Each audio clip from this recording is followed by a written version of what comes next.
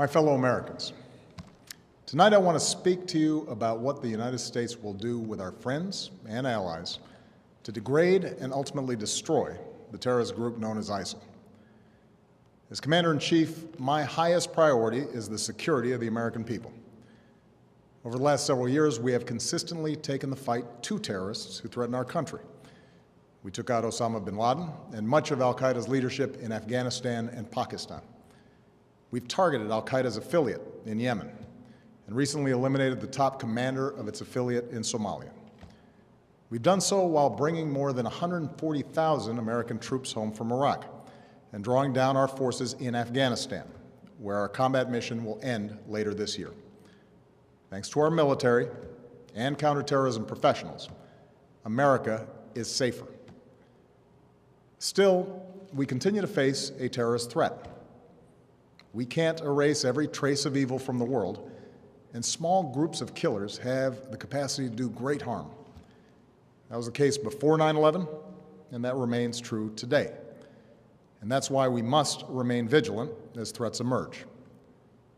At this moment, the greatest threats come from the Middle East and North Africa, where radical groups exploit grievances for their own gain. And one of those groups is ISIL, which calls itself the Islamic State. Now let's make two things clear. ISIL is not Islamic. No religion condones the killing of innocents, and the vast majority of ISIL's victims have been Muslim. And ISIL is certainly not a state. It was formerly al-Qaeda's affiliate in Iraq and has taken advantage of sectarian strife and Syria's civil war to gain territory on both sides of the Iraq-Syrian border. It is recognized by no government, nor by the people it subjugates. ISIL is a terrorist organization, pure and simple, and it has no vision other than the slaughter of all who stand in its way. In a region that has known so much bloodshed, these terrorists are unique in their brutality. They execute captured prisoners. They kill children. They enslave, rape, and force women into marriage. They threatened a religious minority with genocide.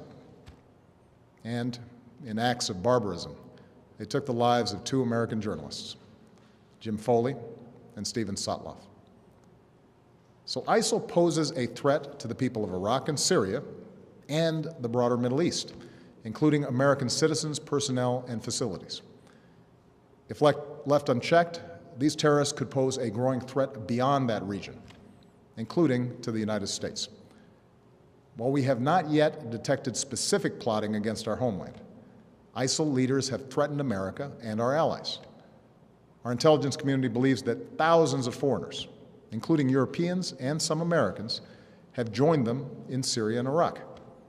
Trained and battle-hardened, these fighters could try to return to their home countries and carry out deadly attacks. I know many Americans are concerned about these threats. Tonight, I want you to know that the United States of America is meeting them with strength and resolve. Last month, I ordered our military to take targeted action against ISIL to stop its advances. Since then, we've conducted more than 150 successful airstrikes in Iraq. These strikes have protected American personnel and facilities, killed ISIL fighters, destroyed weapons, and given space for Iraqi and Kurdish forces to reclaim key territory. These strikes have also helped save the lives of thousands of innocent men, women, and children. But this is not our fight alone. American power can make a decisive difference, but we cannot do for Iraqis what they must do for themselves. Nor can we take the place of Arab partners in securing their region. And that's why I've insisted that additional U.S. action depended upon Iraqis forming an inclusive government, which they have now done in recent days. So tonight, with a new Iraqi government in place and following consultations with allies abroad and Congress at home, I can announce that America will lead a broad coalition to roll back this terrorist threat. Our objective is clear. We will degrade and ultimately destroy ISIL through a comprehensive and sustained counterterrorism strategy. First, we will conduct a systematic campaign of airstrikes against these terrorists.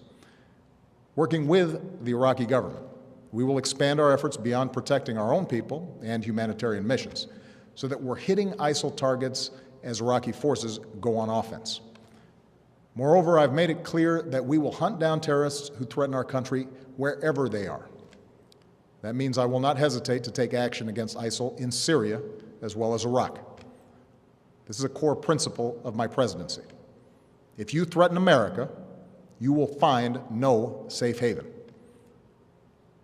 Second, we will increase our support to forces fighting these terrorists on the ground. In June, I deployed several hundred American service members to Iraq to assess how we can best support Iraqi security forces. Now that those teams have completed their work and Iraq has formed a government, we will send an additional 475 service members to Iraq. As I've said before, these American forces will not have a combat mission. We will not get dragged into another ground war in Iraq, but they are needed to support Iraqi and Kurdish forces with training, intelligence, and equipment. We'll also support Iraq's efforts to stand up National Guard units to help Sunni communities secure their own freedom from ISIL's control. Across the border in Syria, we have ramped up our military assistance to the Syrian opposition. Tonight, I call on Congress again to give us additional authorities and resources to train and equip these fighters. In the fight against ISIL, we cannot rely on an Assad regime that terrorizes its own people, a regime that will never regain the legitimacy it has lost. Instead, we must strengthen the opposition as the best counterweight to extremists like ISIL, while pursuing the political solution necessary to solve Syria's crisis once and for all. Third, we will continue to draw on our substantial counterterrorism capabilities to prevent ISIL attacks. Working with our partners, we will redouble our efforts to cut off its funding, improve our intelligence, strengthen our defenses, counter its warped ideology, and stem the flow of foreign fighters into and out of the Middle East. And in 2 weeks, I will chair a meeting of the UN Security Council to further mobilize the international community around this effort. Fourth, we will continue to provide humanitarian assistance to innocent civilians who've been displaced by this terrorist organization. This includes Sunni and Shia Muslims who are at grave risk, as well as tens of thousands of Christians and other religious minorities. We cannot allow these communities to be driven from their ancient homelands. So this is our strategy. And in each of these 4 parts of our strategy, America will be joined by a broad coalition of partners. Already, allies are flying planes with us over Iraq, sending arms and assistance to Iraqi security forces and the Syrian opposition, sharing intelligence and providing billions of dollars in humanitarian aid. Secretary Kerry was in Iraq today, meeting with the new government and supporting their efforts to promote unity. And in the coming days, he will travel across the Middle East and Europe to enlist more partners in this fight, especially Arab nations who can help mobilize Sunni communities in Iraq and Syria to drive these terrorists from their lands. This is American leadership at its best. We stand with people who fight for their own freedom, and we rally other nations on behalf of our common security and common humanity. My administration has also secured bipartisan support for this approach here at home.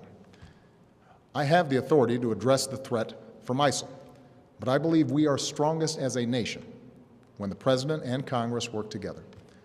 So I welcome congressional support for this effort in order to show the world that Americans are united in confronting this danger. Now, it will take time to eradicate a cancer like ISIL. And any time we take military action, there are risks involved, especially to the servicemen and women who carry out these missions. But I want the American people to understand how this effort will be different from the wars in Iraq and Afghanistan. It will not involve American combat troops fighting on foreign soil. This counterterrorism campaign will be waged through a steady, relentless effort to take out ISIL wherever they exist using our air power and our support for partners' forces on the ground. This strategy of taking out terrorists who threaten us while supporting partners on the front lines is one that we have successfully pursued in Yemen and Somalia for years, and it is consistent with the approach I outlined earlier this year, to use force against anyone who threatens America's core interests, but to mobilize partners wherever possible to address broader challenges to international order. My fellow Americans, we live in a time of great change. Tomorrow marks 13 years since our country was attacked. Next week marks 6 years since our economy suffered its worst setback since the Great Depression. Yet, despite these shocks, through the pain we felt and the grueling work required to bounce back, America is better positioned today to seize the future than any other nation on earth. Our technology companies and universities are unmatched. Our manufacturing and auto industries are thriving. Energy independence is closer than it's been in decades. For all the work that remains, our businesses are in the longest uninterrupted stretch of job creation in our history, despite all the divisions and discord within our democracy.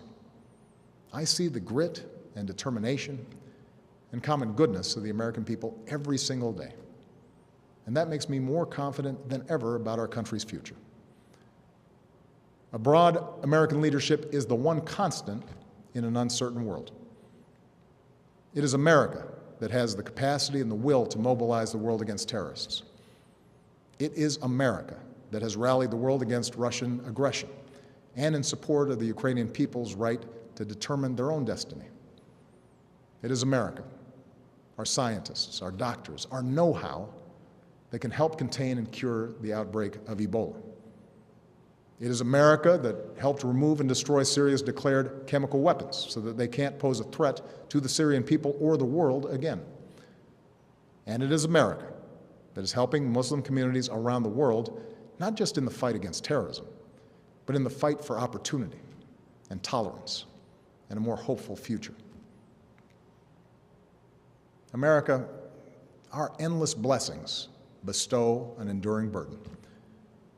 But as Americans, we welcome our responsibility to lead. From Europe to Asia, from the far reaches of Africa to war-torn capitals of the Middle East, we stand for freedom, for justice, for dignity. These are values that have guided our nation since its founding. Tonight, I ask for your support in carrying that leadership forward. I do so as a commander-in-chief who could not be prouder of our men and women in uniform. Pilots who bravely fly in the face of danger above the Middle East, and service members who support our partners on the ground. When we helped prevent the massacre of civilians trapped on a distant mountain, here's what one of them said: "We owe our American friends our lives. Our children will always remember that there was someone who felt our struggle and made a long journey to protect innocent people." That is the difference we make in the world. And our own safety, our own security, depends upon our willingness to do what it takes to defend this nation and uphold the values that we stand for. Timeless ideals that will endure long after those who offer only hate and destruction have been vanquished from the earth. May God bless our troops. And may God bless the United States of America.